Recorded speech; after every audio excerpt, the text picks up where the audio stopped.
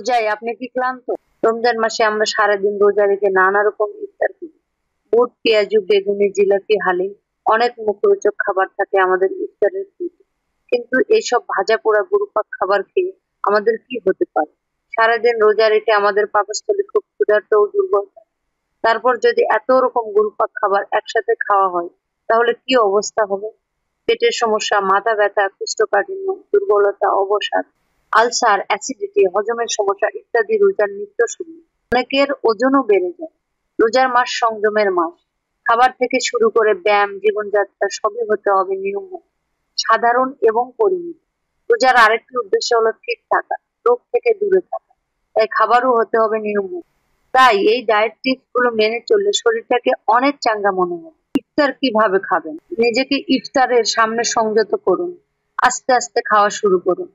প্রথমে পানি বা শরবত খান, তারপর খেজুর খান, তারপর কাঁচা ছোলা খেয়ে নামাজ পড়তে চলে যান, তারপর আস্তে আস্তে বাকি খাবার খান। পুরা পেট ভরে না খেয়ে একটু ক্ষুধা রেখে খেতে হবে। তারপর আধা ঘন্টা পর পানি খেতে হবে। ইফতারের 1 ঘন্টা পরে চা খেতে পারেন। প্রতি বেলায় খাবার কিভাবে খাবেন? সেহরিতেও পরিমিত পরিমাণে খান। সেহরিতেও খুব বেশি খাওয়া বা সেহরি না খাওয়া ঠিক না। সেহরি না খেলে শরীর দুর্বল হয়ে যাবে। ইফতার, রাতের খাবার ও সেহরি এই 3 বেলায় খাবার খাবেন। কোনো বেলায় খাবার খাওয়া বাদ দিবেন না, তাহলে দুর্বল হয়ে যেতে পারেন। রোজার মাসেও স্বাভাবিক সময়ের মতো ক্যালোরি মেপে পরিমিত পরিমাণে খেতে হবে। যার যার শারীরিক চাহিদা অনুযায়ী স্বাভাবিক নিয়মে ক্যালোরির চাহিদা অনুযায়ী খাবার খেতে। একবারে বেশি খাবার বা বেশি ক্যালোরি বহুল খাবার খাওয়া যাবে না, তাহলে ওজন বাড়তে পারে, পেটের সমস্যা, গ্যাস্ট্রিক ইত্যাদি হতে পারে। প্রতি বেলার খাবার হতে হবে সহজ পাচ্য, পরিমিত ও যার যার শারীরিক চাহিদা অনুযায়ী। কি খাবেন কি খাবেন না? ইফতারে খেজুর অবশ্যই খাবেন। এতে আছে শর্করা, চিনি, sodium, calcium, magnesium, phosphorus, iron, copper, sulphur, manganese, silicon, fibre, যা সারাদিন রোজা রাখার পরে খুবই দরকার। চিনিযুক্ত খাবার বাদ দিতে হবে। এটা খুব তাড়াতাড়ি রক্তে চিনির মাত্রা বাড়িয়ে দেয়, ওজন বাড়ায়। চিনিকে বলুন বাই বাই। সব মাসের মতো সবজি ও ফল খেতে হবে নিয়মিত। তা না হলে কোষ্ঠকাঠিন্য হবে নিত্যসঙ্গী।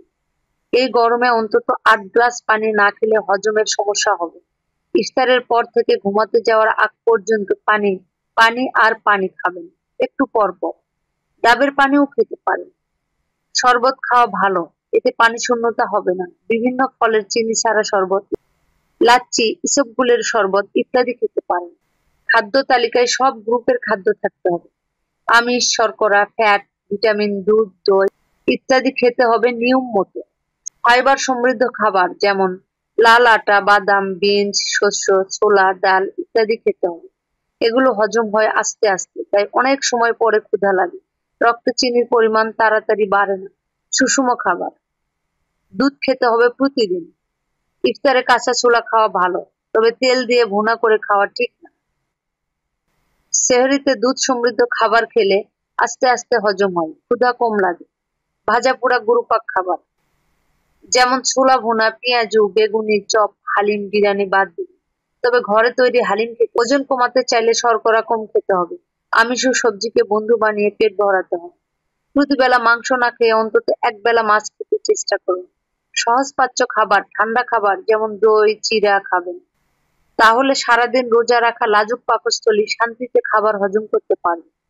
কোষ্ঠকাঠিন্যর দেশে যেতে না চাইলে ইসবগুল খেতে পারেন দুধ বা জুসের সাথে। এটা রাতে খেতে পারেন। বেশি দুর্বল লাগলে ডাবের পানি বা স্যালাইন খেতে পারেন ইফতারের পরে। ডায়াবেটিক্স এর রোগীরা পরিমিত পরিমাণে ডাক্তারের নির্দেশ মতো খাবেন। মনে রাখবেন, রোজার মাসে জাঙ্ক ফুড বাদ দিলে, ব্যালেন্স ডায়েট খেলে দেহের অতিরিক্ত মেদ কমবে, টক্সিন কমবে, ফিটনেস বাড়বে। সারাদিন না খাবার ফলে দেহের অতিরিক্ত মেদ কমে সারাদিনের কাজের মাধ্যমে। তারপর ব্যালেন্স ইফতার আপনার শরীরকে তৈরি করবে আগামী দিনের আরো এক ধাপ ফিটনেস বাড়ানোর জন্য। রোজার মাসে সবার সুন্দর সুস্থ জীবন কামনা করি।